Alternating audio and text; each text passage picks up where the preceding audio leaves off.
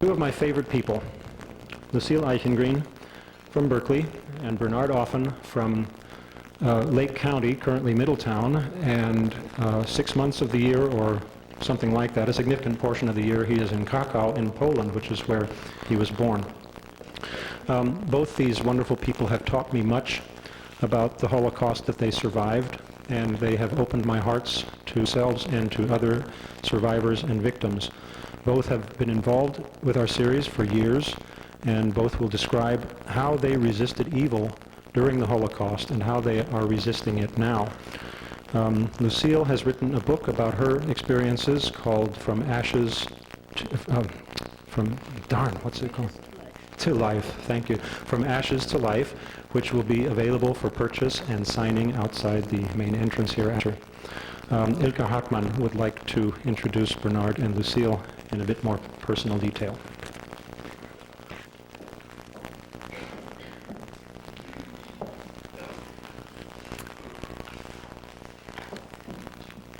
We are very, very fortunate to have Lucille Eichengreen and Bernard Offen here with us today, and I wanted to thank you both very much for coming again to our lecture series. Lucille Eichengreen originally is from Hamburg, a city that betrayed her. And this summer I walked around the street where Lucille lived, the synagogue which used to be there and was destroyed in 1938. It was all where my family's house, my relatives and friends and my school also were. And I thought of you, Lucille, and what happened to you in the city that I used to love and that I'm sure you used to love when you were small. We are all trying to understand our past, and as a person from Hamburg, I just wanted to express my deepest sorrow for what happened to you.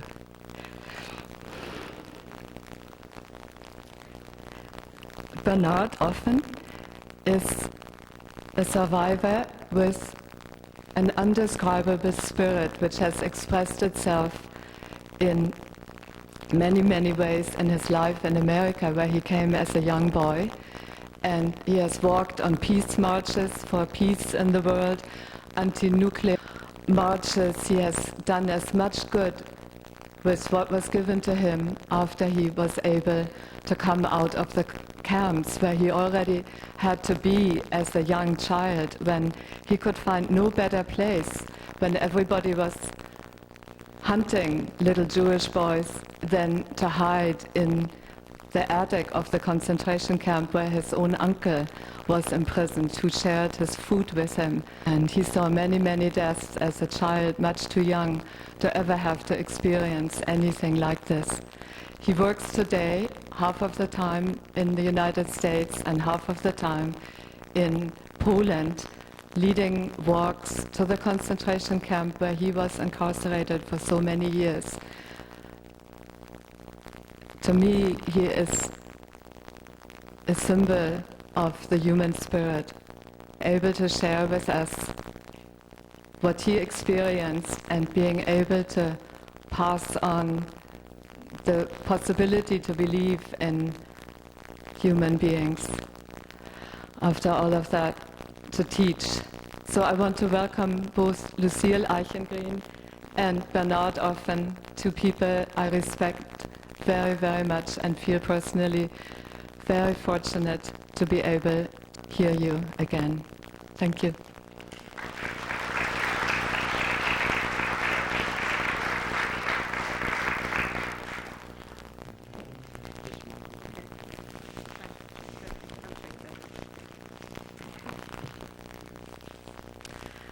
I would like to correct one minor error.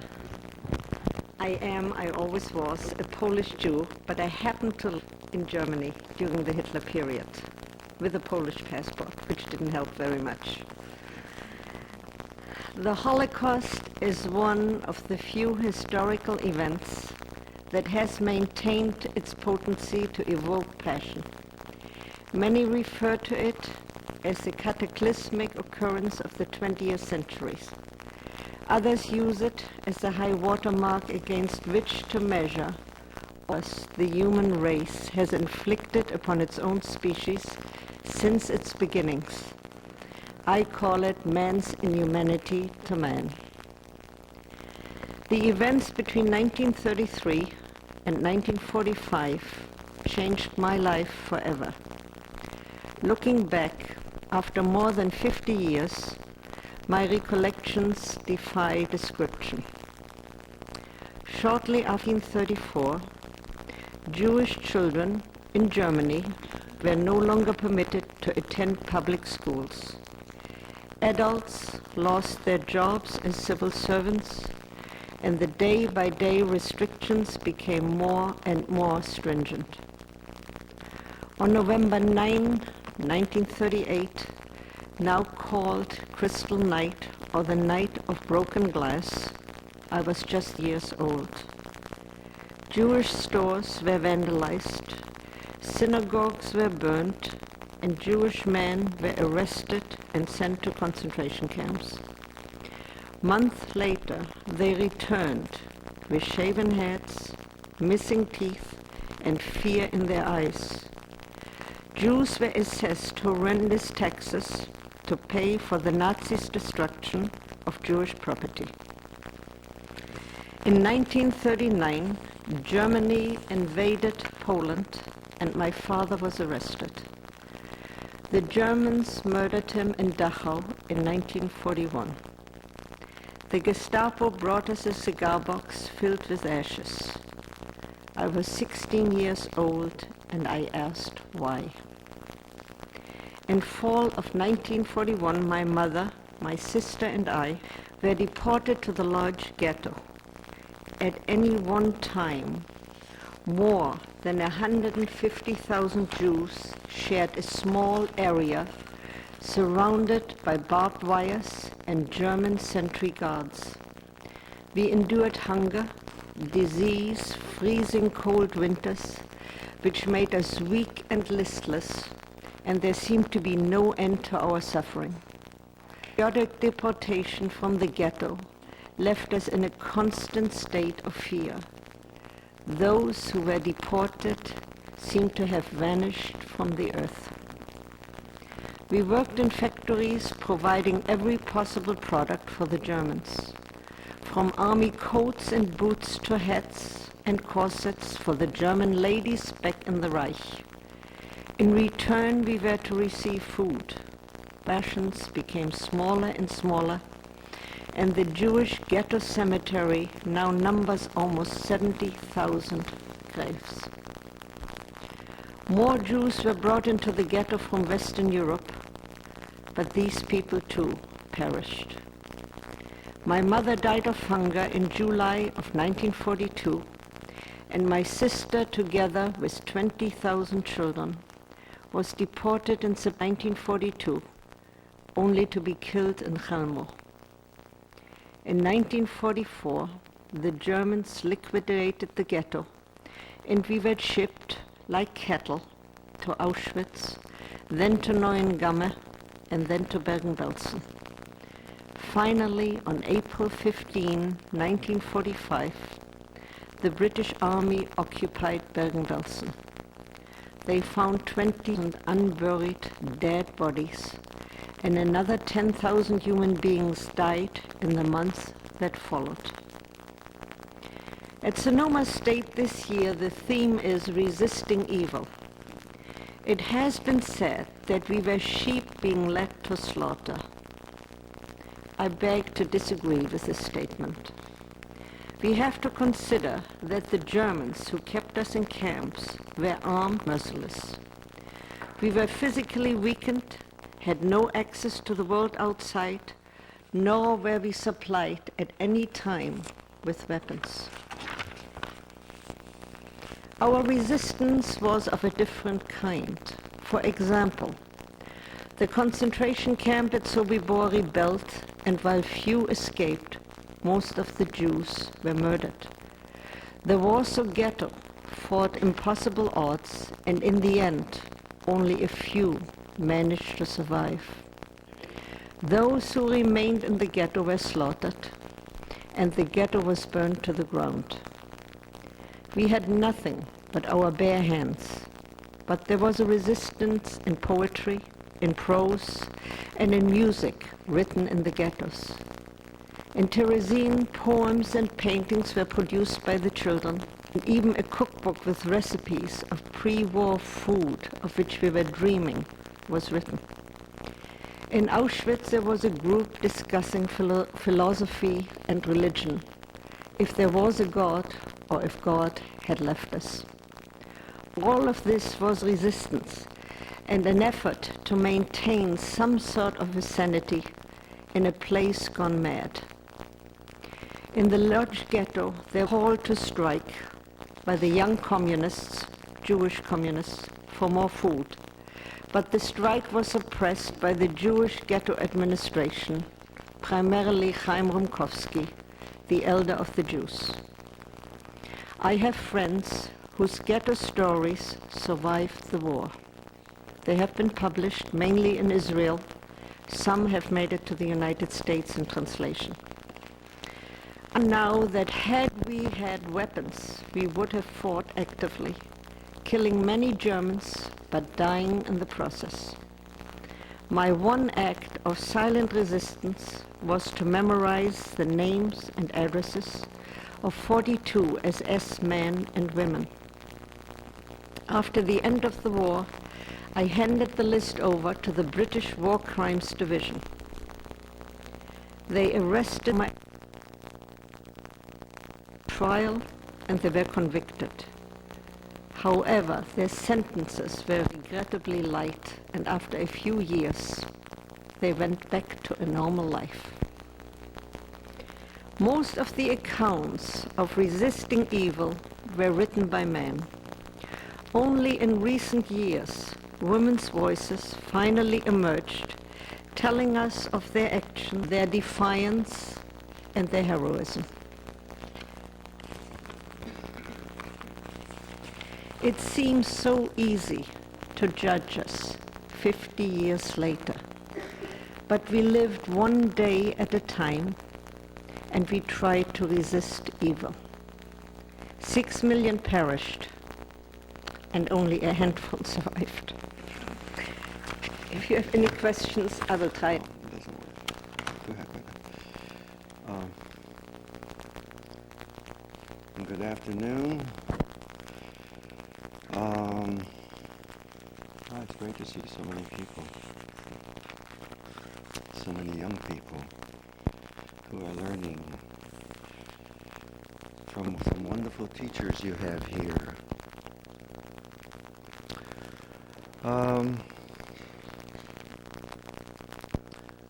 Now each time I share about my life, I don't know where to start.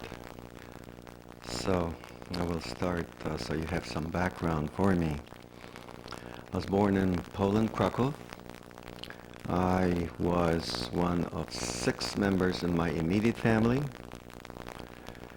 My 2 older brothers who survived, we have agreed that there were almost 59 people in our family, only 3 of us survived. So that's the background. First there was the persecutions when the German army arrived in Cracow. And until 1941,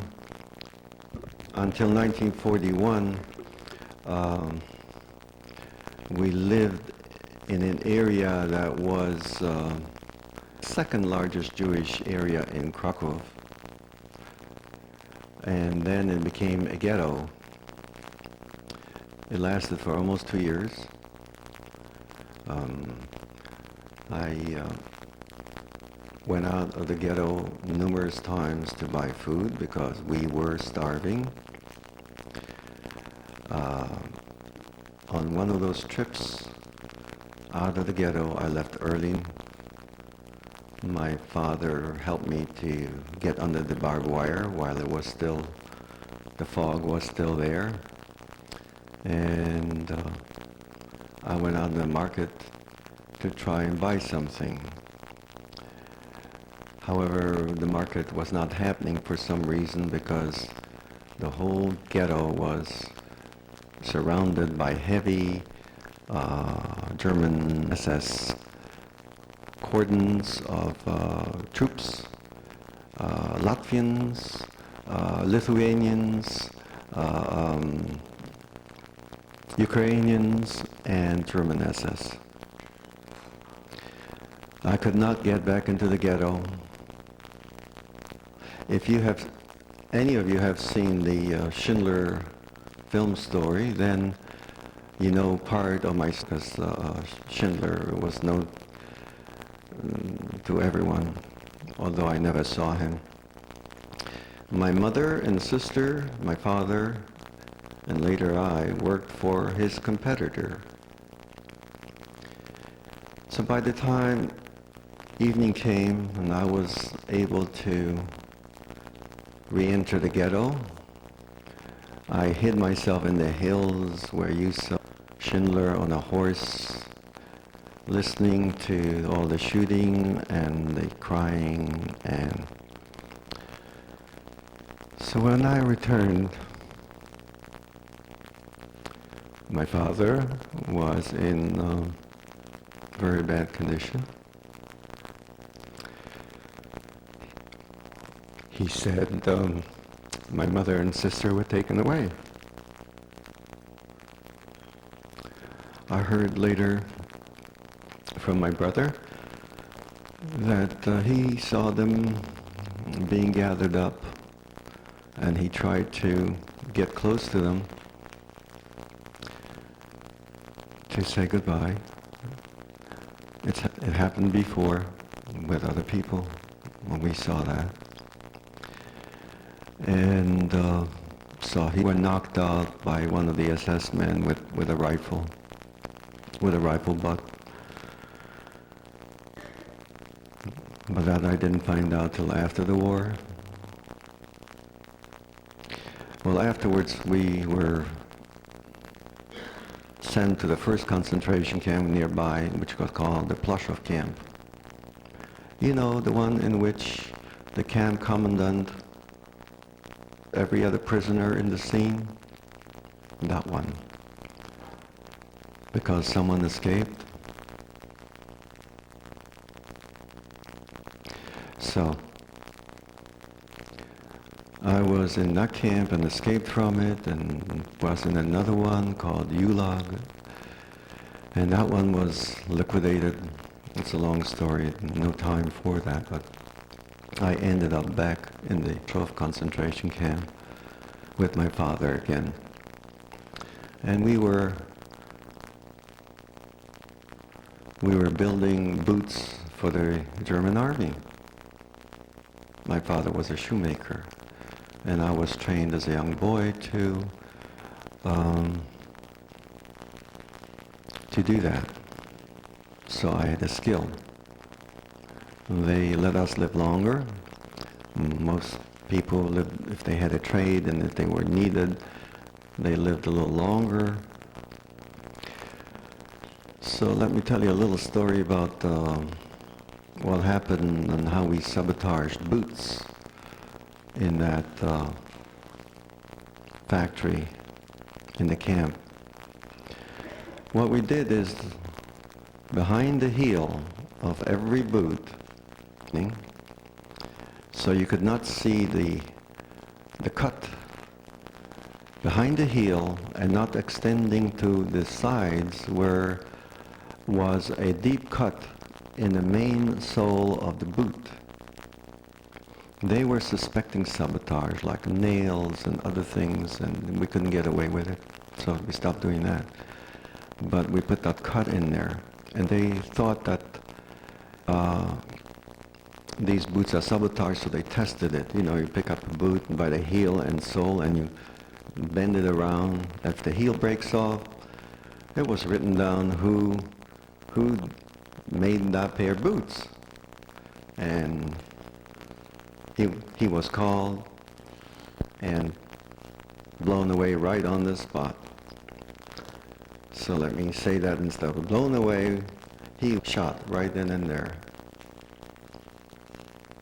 So we learned very quickly, and so we started sabotaging only one boot, or both in some cases, and didn't do quite as deep a cut so it would pass the test. But if a soldier started running in those boots for length of time, that heel broke off. So that was our little way of. Eventually, that camp was closed down. This was already 1944. And my two older brothers disappeared from the ghetto, and I didn't see them. I heard that they were in Sambai, but I did not know if they were alive or not. And later on, they were sent to the same camp, the Pashov camp, for a short time. And I still didn't see them because they were working in a different part of the camp. So when that camp was liquidated, we were thrown into the cattle car. My father and I and my brothers were nearby. So our reunion happened in the cattle car from Pashov, which is the Cracow area, which is only 50 miles from Auschwitz. And we were sent to Austria, Mauthausen. Now, if you know the distance between Cracow and Mauthausen, it's several hundred kilometers.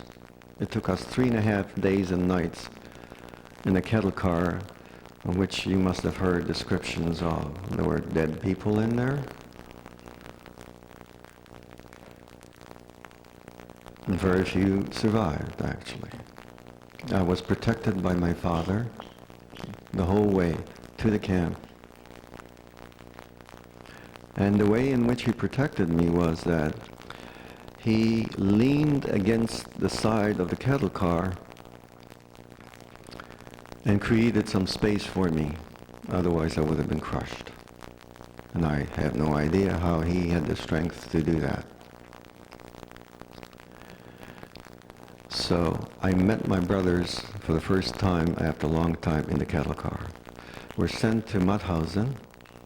We're there only a few days, and we were separated. My brothers remained. My father and I were sent to Auschwitz. Now, I want you to understand. Let me give you kind of an example. Here's Cracow. Here is Auschwitz. And here is Mauthausen, Austria. You understand? So we're sent from here to Mauthausen, several hundred kilometers, 3.5 days, 3 nights. And then we're sent to Auschwitz, 3.5 days and 3 nights. And upon arrival, of course, as you probably know, we didn't know where we were. But everything that we could see and hear and smell, especially the big fires burning on the horizon in Auschwitz, Birkenau to be specific, not Auschwitz, not Birkenau, Auschwitz II. Soon after we were chased out of the cattle cars, we lined up for what we didn't know, be selection, and my father was sent that way, and I was sent that way.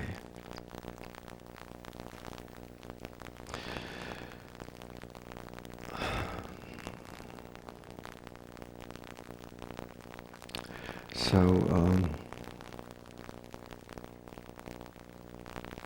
I still have the memory of that moment, and it still impacts me after over 50 years now. So I didn't find out that my father died in the gas chamber till a few days later. And I was in Auschwitz-Birkenau 3 months. And I was sent out of to Germany to a slave labor camp not too far from Munich. It was called the Landsberg-Kaufering. There were numerous camps there. They were building hangars for aircraft, underground hangars.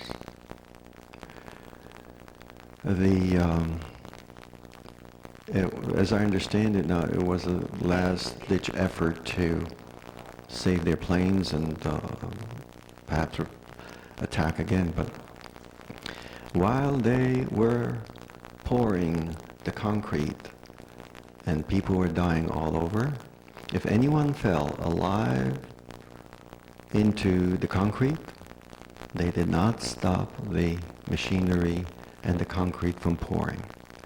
There are hundreds of bodies within those hangars, within the walls of those hangars, in use today by the Air Force, by the way, by the German Air Force.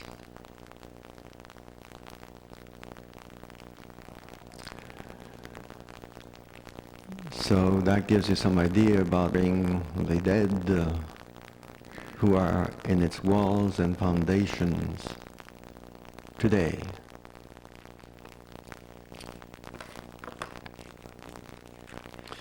I was put on a death march. Put isn't exactly the correct word, but we were all forced to start marching out of that camp in May of '45.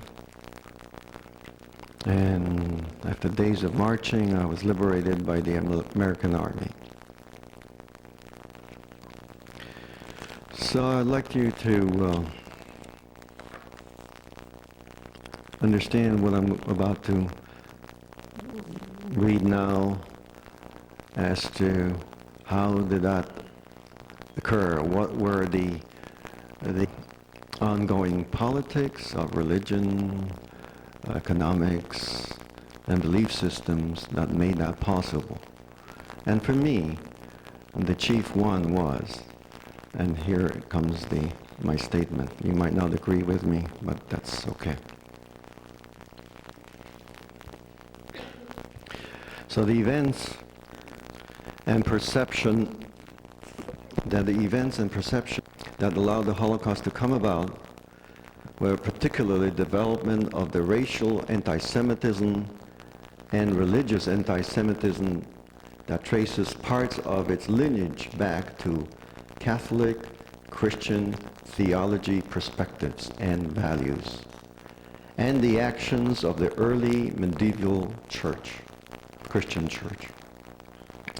The behavior and the teachings of the church leaders contributed greatly to the Holocaust.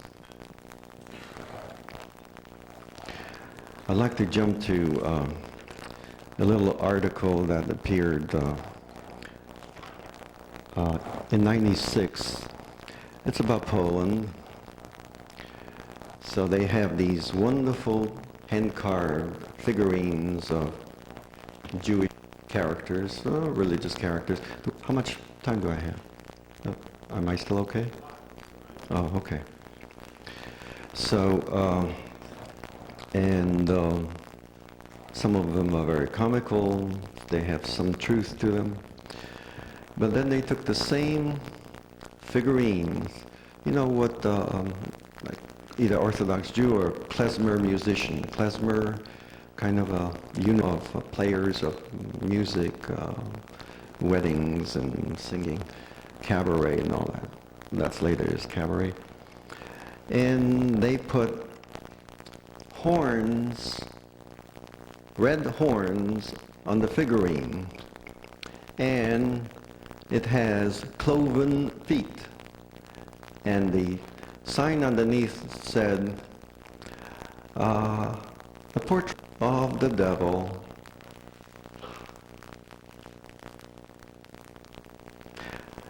It was sold in one of the large hotels in Cracow. So you wonder how the anti-Semitism still persists. I believe it's a disease of the mind.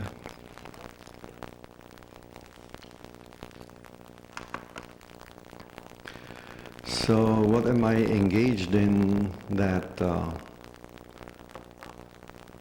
will perhaps reverse the insanity that went down during World War II?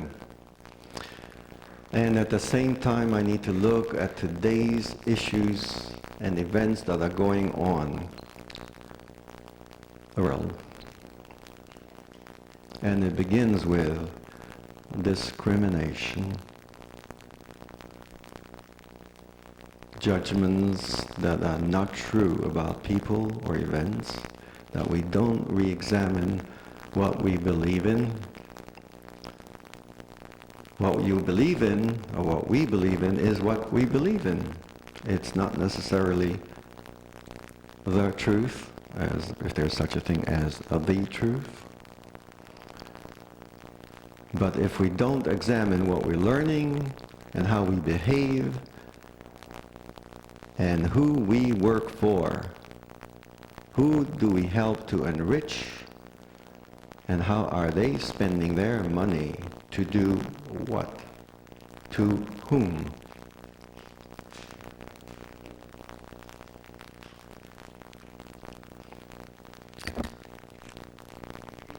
So my commitment is to peace.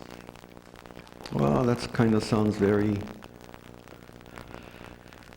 grandiose, but it's the peace I try to bring to myself and to my loved ones. And my commitment is keep changing myself by having good teachers, discussion and questioning. And when we have to rather resist evil, which you might see as, quote, the Nazi form and all that, or it's already too late in many ways. It is when it starts first that it is the easiest. And that is to really know what words mean, how we use them. And I'll give you an example of how we use words that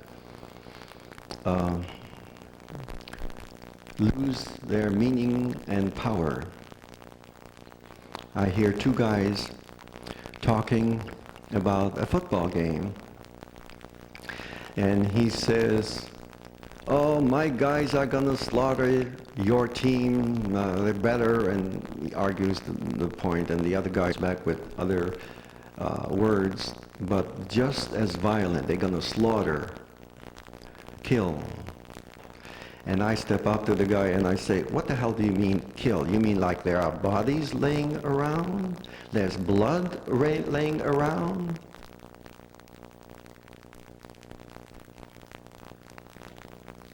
What words are you going to use when there are bodies on the ground and there's blood around? What words are left?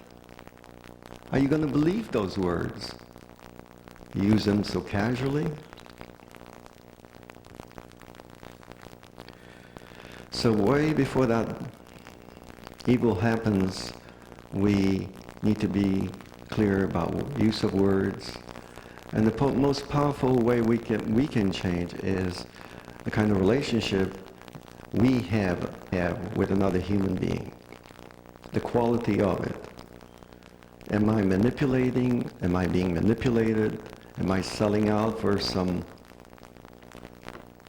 small favors or touch or whatever? Or money?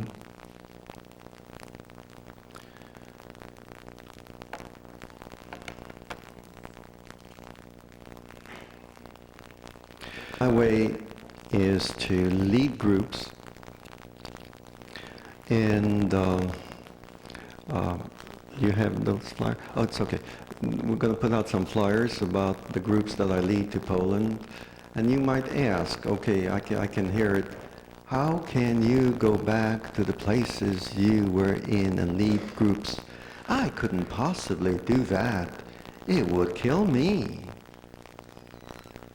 And I say, you're right. I think it would kill you. If we cannot hold it in our mind and heart that it would not kill us, that in fact it could be healing opening up if we start to take it into our heart, it would change everything in your life.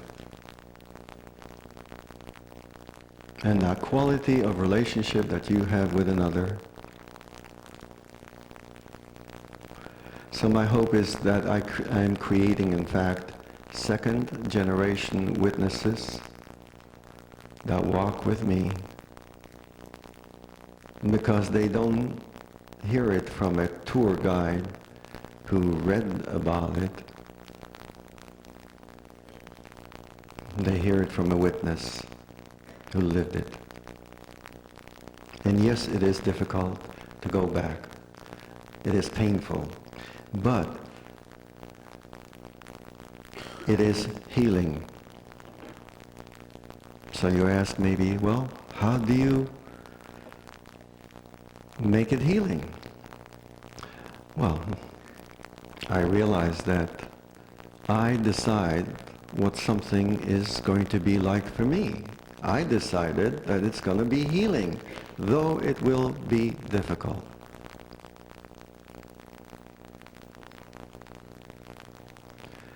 And in many ways, to go back is getting more difficult each time, because as I walk through, whether it's the ghetto or the camp, I remember a different piece that I blocked out in order to survive at that time. So I cry, but I also share that moment with people. I don't stop and I say, I can't go on. I say, yes, I will go on. I made a commitment to these people to just tell them my story. There's a time schedule and I will keep to it. So I do my crying some other time.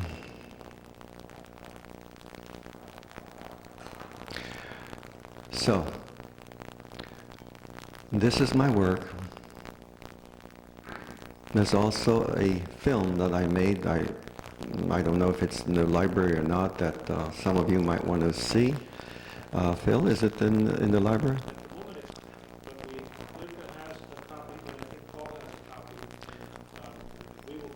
Yeah, in case some of you, it will enlarge your story because, there's limited time, and there's a wonderful speaker here who also has a very important story to tell, and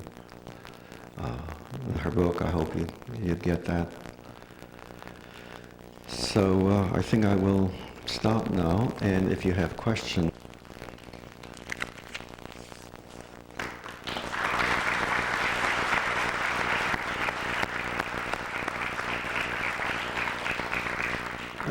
Perhaps the best way to handle the questions would be to start with questions of Lucille, so we can bring the spotlight back on her for a while, and then go to questions for Bernard, so that we're not just mixing the questions around two stories in amongst each other.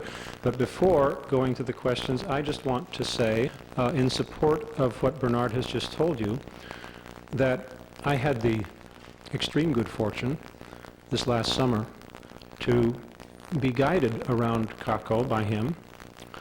He did this on one day's notice for me. I was unable to enjoy his presence. I was unable to get him to go with me to Auschwitz, so I went there by myself. But he had told me what to make to miss, as opposed to the things that the tour guide would show you. And indeed, when we got to Auschwitz, and I'd gone there on this bus with some English-speaking tour, we were shown basically the entrance and taken up in the tower above the railroad tracks that go in, that you'll remember from Schindler's List and various other movies.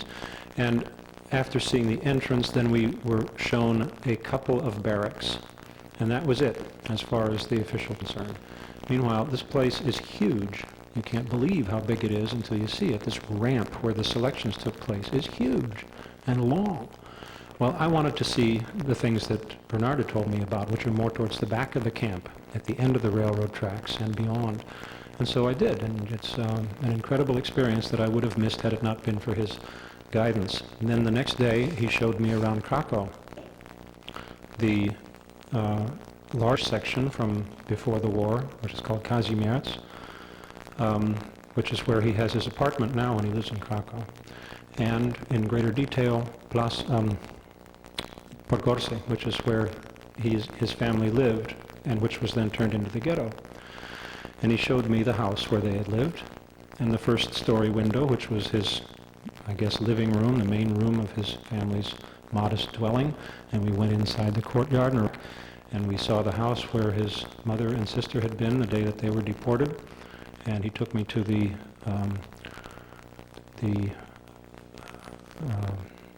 drugstore, the Apotheke, that had been run by a non-Jewish supporter of the Jews there in Podgorce, a center of resistance, which is now a museum. And he showed me a bunch of things. And at some point, I guess it was after he'd shown me his family's dwelling, he pulled out a couple of photographs. This was his mother and his sister. He had gotten these photographs after coming to the United States from relatives here. Why am I telling you all this? It's because I want to let you know how very, very moving and personal this experience is when you walk with Bernard through the streets of Cracow. And I'm sure that it's even more moving if you can take part in the whole tour, including Auschwitz and include the work camp there, Plastrow, where he and his father sabotaged boots. The flyer describing these tours will be up here. Please pick one up, and if there's any way that you can get yourselves to Poland. By the way, Cracow is a beautiful city. Your tour there will not be limited to sadness and questions of guilt and the sorts of profound ponderings that this Holland always gets you into if you're serious about it. But it'll be a worthwhile trip beyond those aspects. And I heartily urge you to take advantage of this unique resource. There's also a program there run by the New York University I think it's just a summer seminar, is that right, Bernard? Or so they spend a couple of months during the summer and get some academic credit for studying life in Cracow before the Holocaust and the events of the Holocaust there. In Poland, not just in Cracow. Accredited courses in Jewish history in Eastern Europe. So, that's my plug for Bernard's tours. That's not part of the regular tours. All right, anyway. It is a neat program. You could even consider enrolling in that. I have some literature about it, and if you're interested, you could come talk to me about it, and I could put you in touch with the right people. So, questions. Why don't we take maybe 10 minutes worth of questions for Lucille, and then perhaps we could go back to Bernard, and in this way keep the discussion limited in a rational way. Lucille, do you want to come up here since we don't have any microphone down there for you? So I'll field them.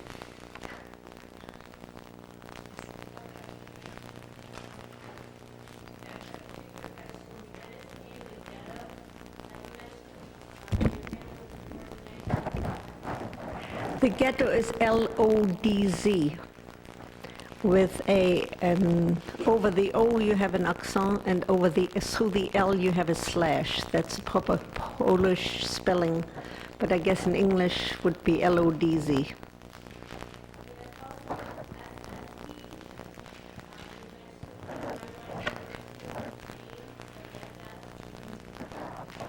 I did not understand your question. Schutzstaffel, which means protective forces, which doesn't mean anything. Nobody ever used it. They just used SS. Just like they used GIS division.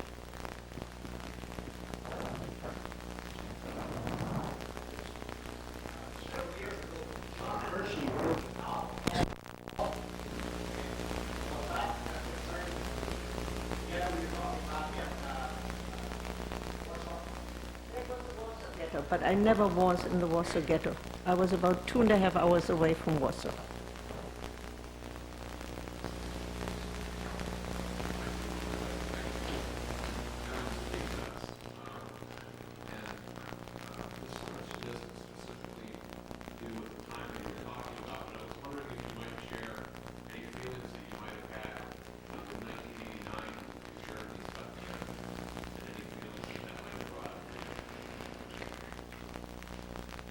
I went back to Germany after 50 years for the first time.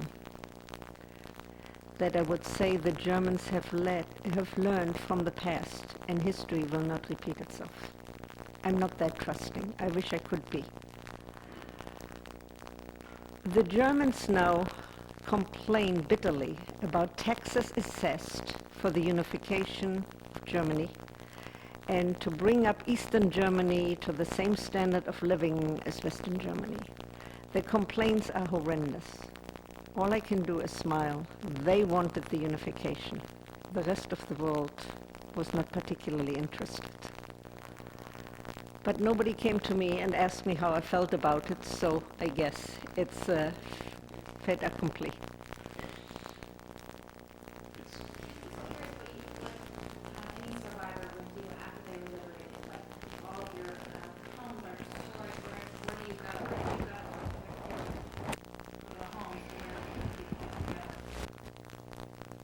We were not permitted to go. There was typhus, there were other diseases. While the original barracks were eventually burned down, we were housed in other barracks, in other temporary housing, but it took months before we were permitted to go anyplace. I was fortunate enough to find a job as an interpreter translator for the British Army. So within about 2 or 3 months, I managed to talk my boss into taking a jeep and driving me around and looking at the area where my family used to live. I still had remote hope at that time that I would find my sister. But to be a displaced person is just a degree than being an inmate of a concentration camp. It is really very dehumanizing, it's very depressing. You are displaced. You're displaced where you live, you're displaced emotionally, you're displaced financially, and it took a great many of the displaced persons to find a permanent home, either in Palestine, in Israel later, in the United States and Canada. It took them up to 5 years after the war.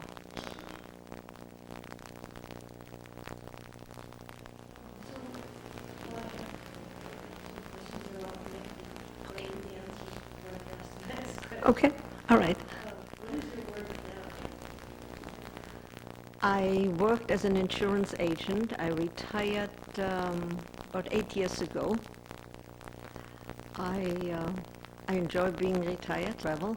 I wrote a book, and I speak to students. How long after the war, how long were you displaced?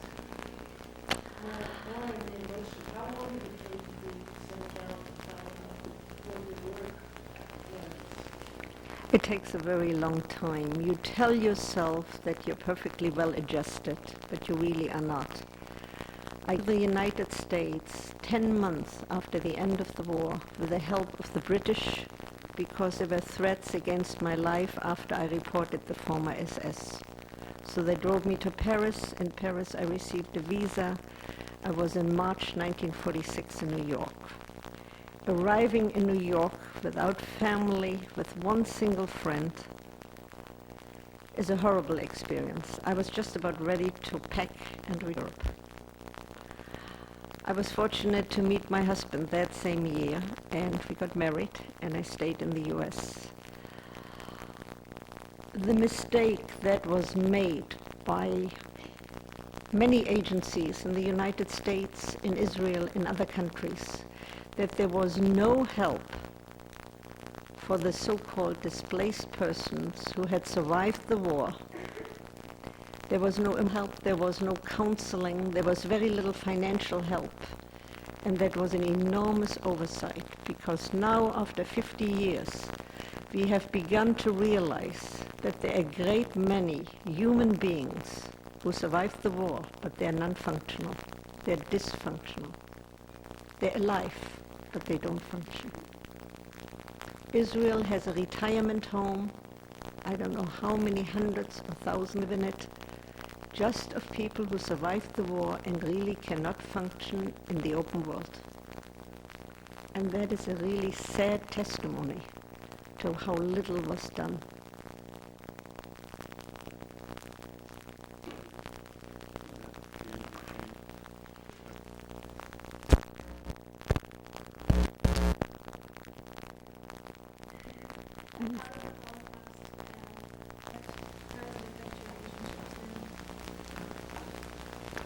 Well, there comes a time when you go on living and you stop hating. I'm not saying that I love the Germans, but I do not hate them. I do not hate today's generation. They were not at fault. When I talked to them last year, I told them they have to learn about the past. They have to understand the past. And it's up to them that it doesn't happen again. How does it affect me?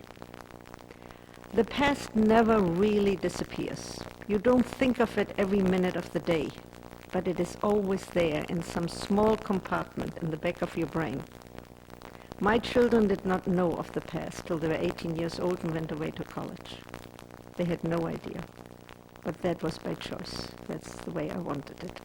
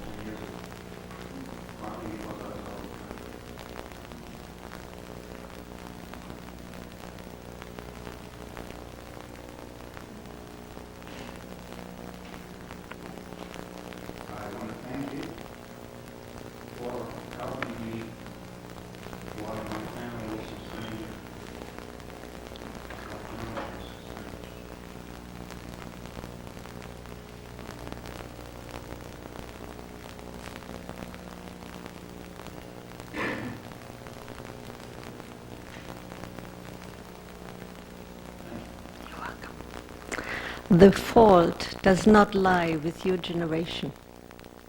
your parents, had you asked a question, what happened, what was this, or what did you do during the war, you would have not received an answer. That was the complaint I received last year from survivors. We were the children and we won't be around that much longer. So as long as the record can be set straight, it'll help a great deal.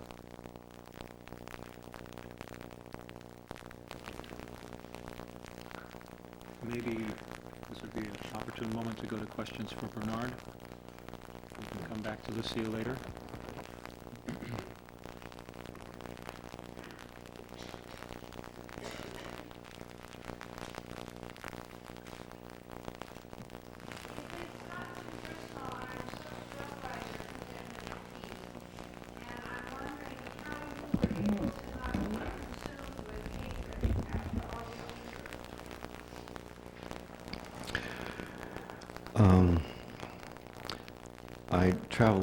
I traveled a great deal, and I met some nice people, and really connected and communicated with these people. And then I find out that they were German, and something goes off inside here, and my mind says, where the hell were you during the war? What were you doing? That's what my mind says. But when I started to myself that they were just youngsters at the time, or maybe they weren't even born even, but the mind goes off anyways for a survivor, at least for this one. And I saw that it's total insanity to be projecting that onto people. Thank you for your sharing about your father. It's very important that you're saying that, and thank you. So when I realized that had I been born in Germany, of Christian parents, of Catholic parents, I could have been a good assessment. When I realized that, I had to start to look from the other side and examine this immediate suspicion and hatred maybe without examination, without reason. And I also realized that I needed to forgive for my own suffering. I cannot forgive for anyone else. It's not within my power. Otherwise I'll be God.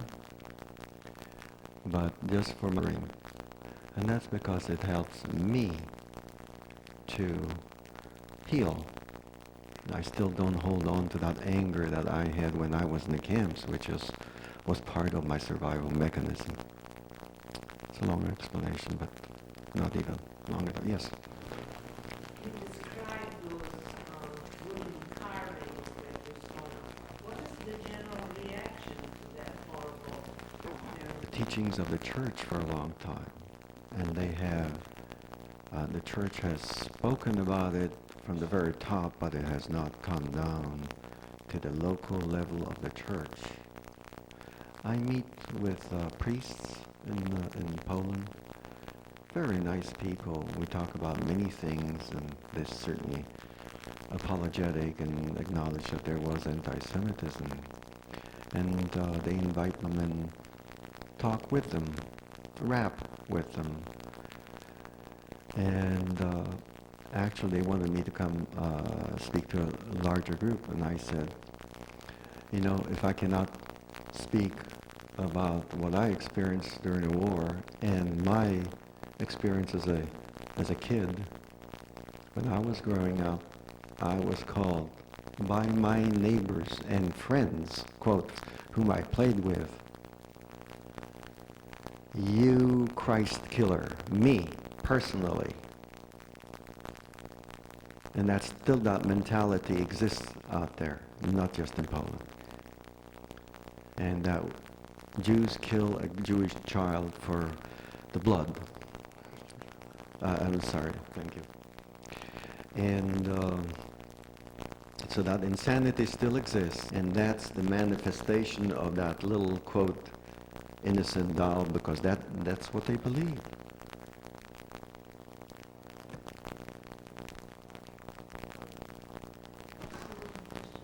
How long does it take you out to work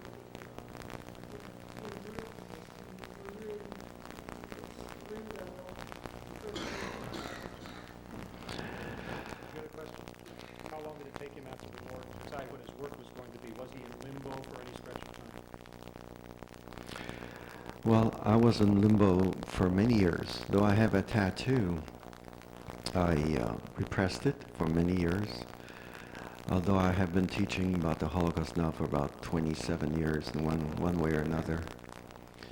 But as far as my work, becoming clear what I want to do, it's more in the past years that I have focused on taking people to Poland and witnessing to people. And, I'm not going after trying to make money because it's meaningless. Not that it doesn't help in situations it's necessary, but my first and foremost is not about money in anything that I do. It is, where are my thoughts and emotions? Not just thoughts. It's not enough, just thoughts. I got lots of thoughts. But if there's no head and heart connection, I think that we get lost. And I was lost for a long time in many ways.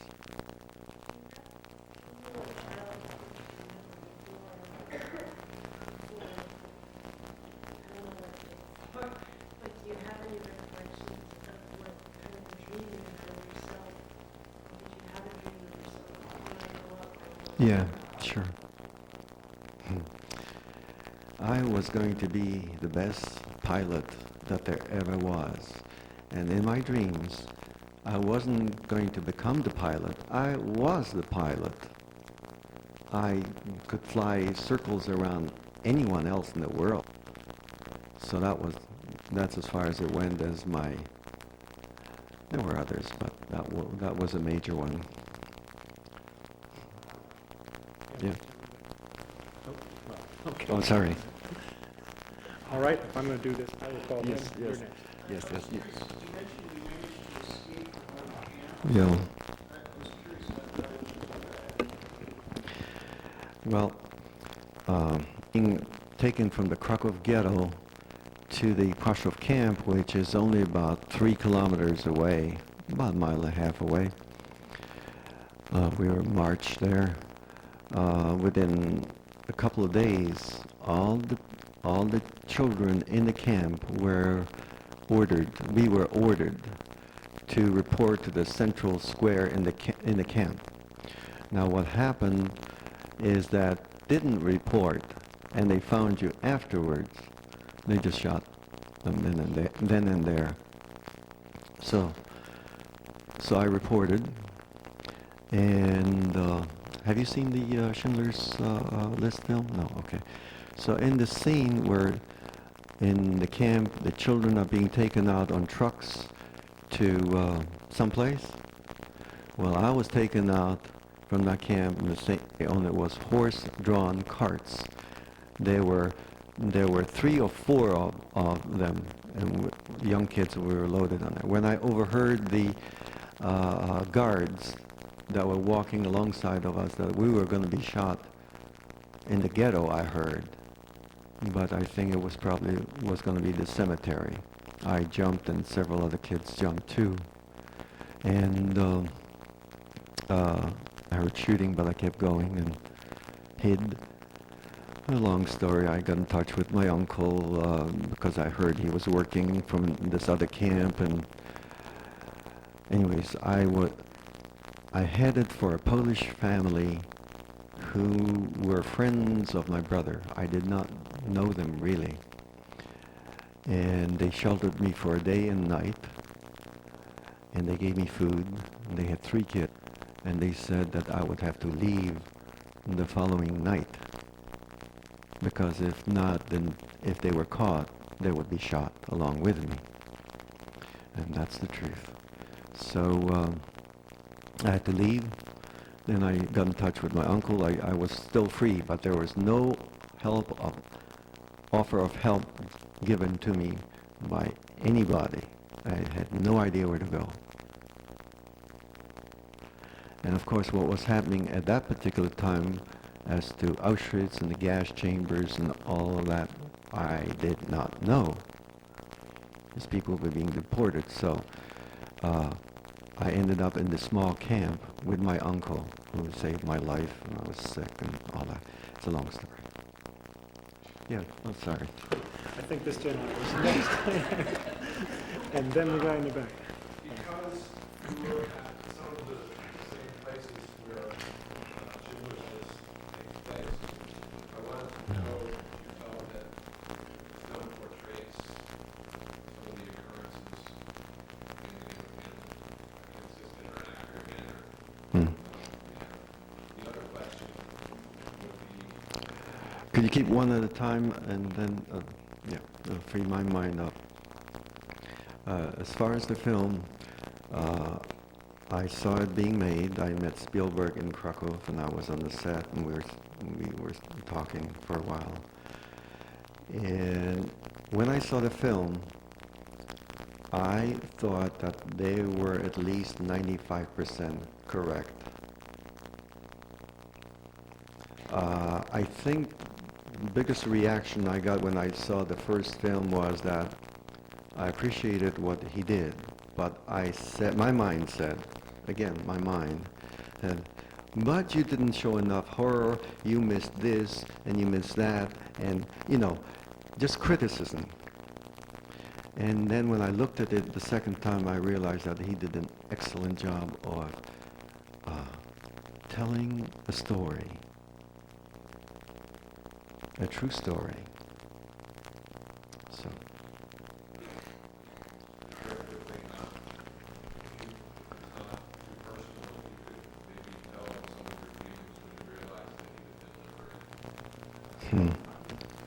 Yeah.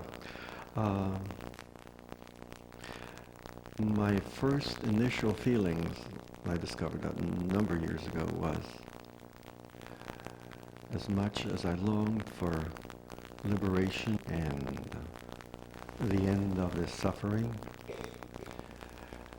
was what I realized was I was afraid to walk out from where I was to the outside world because I don't know what exists there. I know what exists in here. It's crazy, but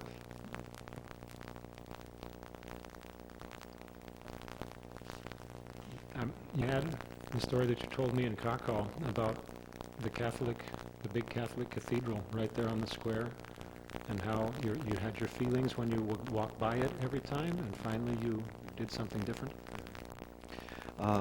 Just 2 blocks away from the apartment house I used to live in was an enormous church, and it was right in front of the marketplace where my mother and I, we used to go to get our food, buy our food from farmers, directly from farmers. And whenever I looked up at the church, I never actually looked up at the church. It was more like going by the church and being afraid to look up at the church. And I'm leading a group, and I caught myself doing that again. And that's at least 4 years ago. And I decided, well, Bernard, it's time for you to walk in there and see. I did. It's a beautiful church inside. It overlooks the ghetto. And one of these days I want to go up in the steeple and see how much is visible from that steeple. But There's a question back here.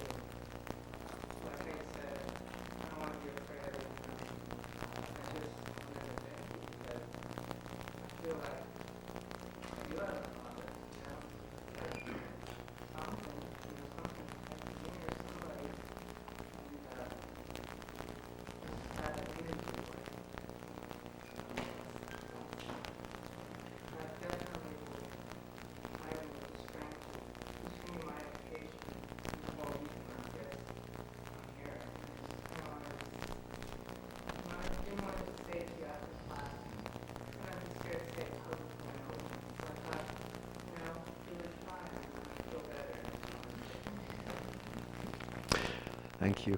Did you sing also? Okay. Would you sum it up, please? Yeah. No, I didn't hear it all. Good, please. What should we say? The gentleman has been very inspired by Bernard and his story of how his father protected him. Did you say that you were an orphan? No, No. he has it. Okay, I'm sorry, I misunderstood something. But in any event, that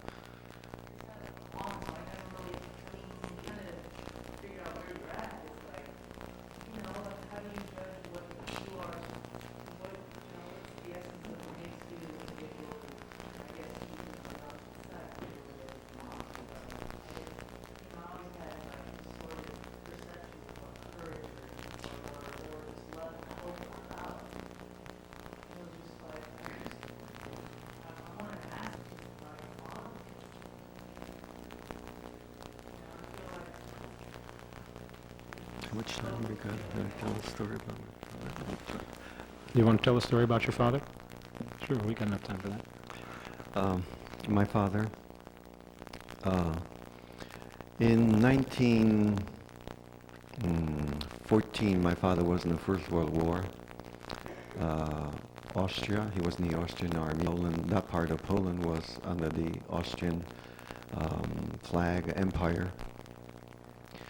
When he came out of the army, young man, he met my mother, and you understand I wasn't there. This is a story.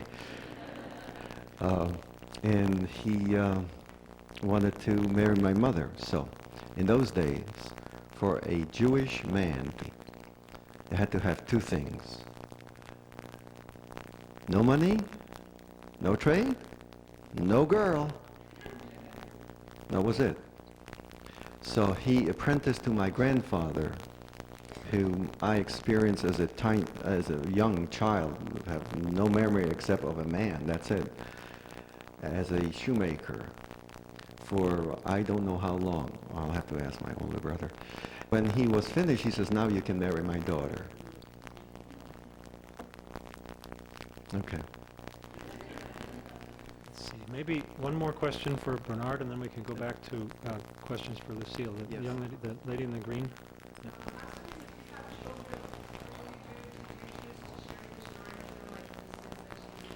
Yeah. Well, I have two sons. One is 4 and one is 32. My 32-year-old is not functioning really well. He was affected by my experience, though I did not share with them for many years till they were in their teens that I survived. But they got the info from other people, and I only answered the question that they asked, and I did not elaborate. However, about 10 years ago, I already started making a film. It's on video, and I started handing them a copy of Offen in progress. So they started to know my story more. But I don't know how he was affected, except that I heard him say one time to me, I lived through the Holocaust, meaning himself. And I said to him, you know, you didn't, but I did. So that's a painful sight for me, to have a son who's not. I think he is frightened in some way, because all the imagery that we have painted for you is so horrendous that if you stay with that imagery and you don't share with someone else too, then it will affect you in ways which you don't know yet. So I urge you, for your own sake, to share that information because it's so horrendous. And I can understand where some people who believe, the deniers who are writing all kinds of stuff the Holocaust, would latch on to anyone who is writing that, quote, disproves of what we went through, what happened.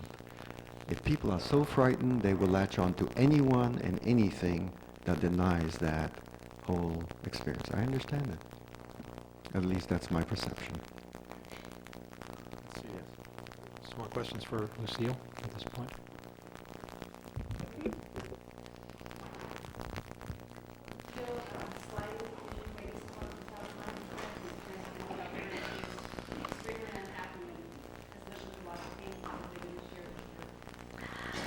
Let me explain that my children grew up in an area that had relatively few Jews.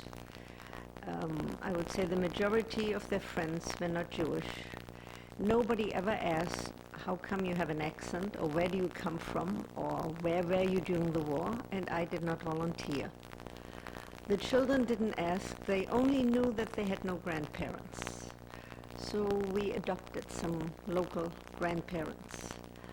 They were not resentful that we did not tell them. When they were 18 years old, they could comprehend, they could reason, they could read, and they could study. Young children are afraid. They're afraid of the dark. They look under the bed. And I felt that it was not well served to burden them with a story like this. I have a friend in Minneapolis who did just the opposite with her two sons. Morning, noon, and night, to this day. When the sons came to California to visit with us, and they sat at the table and we discussed something, they said, we've never spent an evening where the past did not come up. This is the first time that we have been in the house of somebody who had survived and who didn't bring up the past. And at that point, I was sure that what I did with my children was right for me, it was right for them, but probably not for everybody.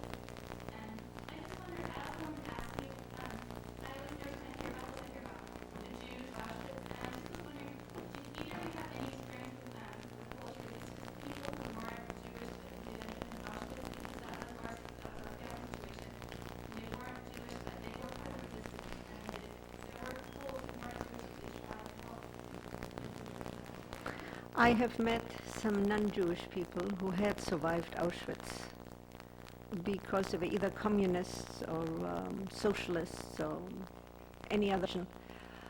Coming back to the number, had I had a number, I would have had it removed. I did not choose to have the number tattooed. I would have had it removed. I have a friend in Israel who was a high-ranking officer in the Israeli army. And before he went out, a couple of weeks before the 7-day war, the general talked to him and he said, you'll command this region, this thing. I recently, not so recently, a few years ago, met a man who was in a concentration camp. He was released. He was a German. And he became very active after the war in terms of helping Adenauer with reparations. And he talked about the past, yet he related to the past entirely differently than the Jews. There were a minority of those who were not Jewish who ended up in a concentration camp. Most of them were released after a shorter period of time. Fewer of them died. And they really did not quite understand where we came. It was a similar experience, and yet it wasn't the same. I'm not trying to diminish it, but it is different. What about the treatment of women, particularly during the war, and the difference between men and women? We did work that you normally, and those did not expect a woman to do: carry bricks, build concrete temporary housing, do heavy manual labor. But looking back and looking at the work that was parceled out to men, running up a stone quarry with heavy loads at top speed and running back down, there was still an old world work ethic that a woman really cannot work as hard as a man. And I think the men had to work a lot harder than the women. The work that we had to perform was not fit for a woman. But compared to what the men had to do, it was not as bad.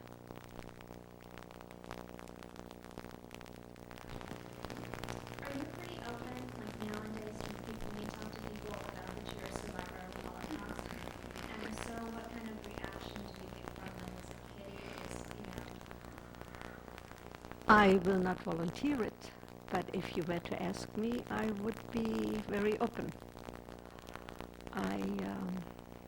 I've run around long enough with a yellow star, and I don't want to be a Marken. I am what I am, a human being. But if somebody came with a very direct question, I would answer very directly and honestly.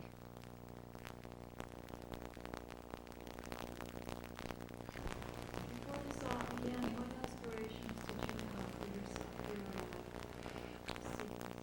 Oh, when Hitler came to power, I was a child. My parents had planned that I would go to. Older son said, "It's not too late, you can still do it." I doubt that I will.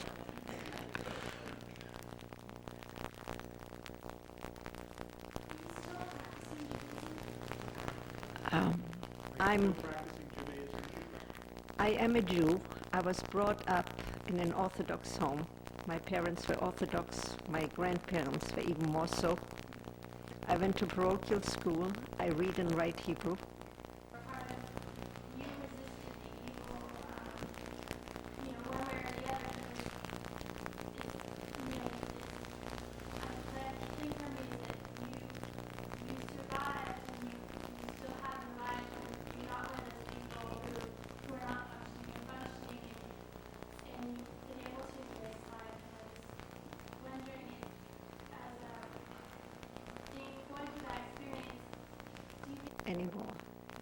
And if it were not for those friends, and after the war, if it weren't for my family, I would have never made it.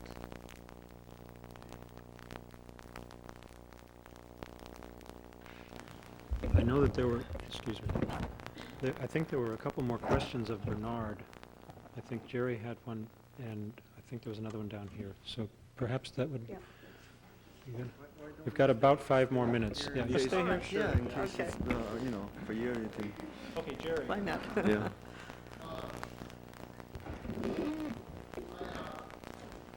really heard something when you said careful use of words.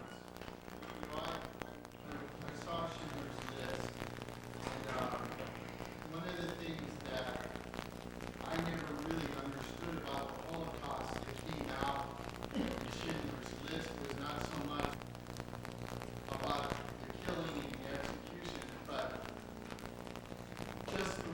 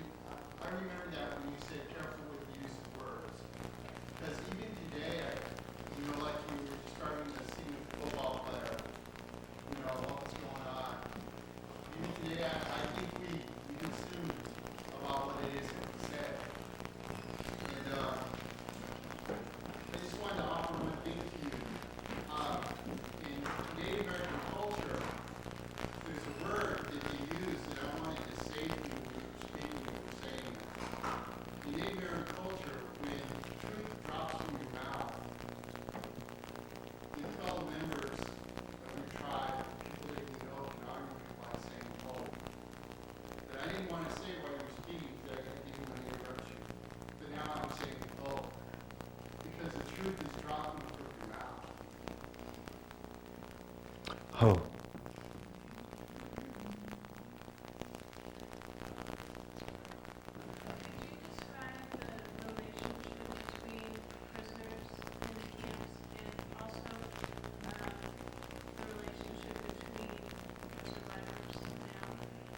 She wants him to describe the relationship between prisoners in the camp, or both of you perhaps, yeah.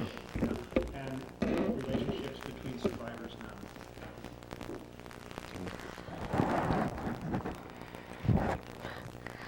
It's a very difficult question. The relationship between the inmates was not always.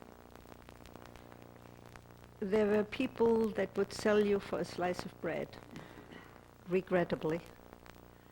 But if you had friends, they remained friends for life. It is a very difficult thing for me to describe. I have one friend in Israel, and we have been since we were teenagers. We have gone a totally different path. If I talk about the past, when I see her, she will say, "I do not remember." That's her way of coping. But it is a friendship that neither one of us would relinquish.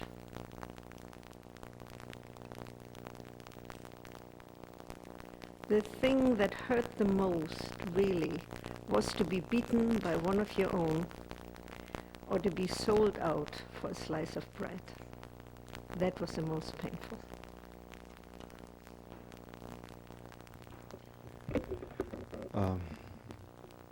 For me, I was one of the very young kids in the block in Auschwitz, as another camp also. And so what I realized a number of years ago is that I had many angels helping me to survive. They told me which way to go, or they gave me a piece of bread, or they put me up on the third top layer of the bunks because they slept on the bottom one and we all had diarrhea. Everything came through. So I had many an angel men, because I was in camp with men only. And indeed that they saved my life. So when we were marching, we were always marching in columns of fives. So somehow they always put me into the middle because the people around the outside were beaten and mistreated in worse ways. So, and it's also true about people being sold out by our own. That is also true. Well, I'm sorry we're out of time.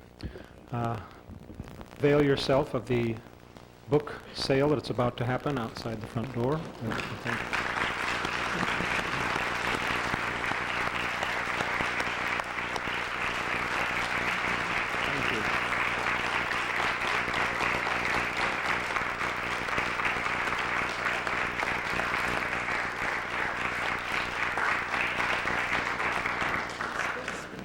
Yes. One announcement. Would you hold up these? These are the flyers about the Poland walks that I do. If anyone wants it, come on up here and grab one. I'll put them next to the sign-up sheets.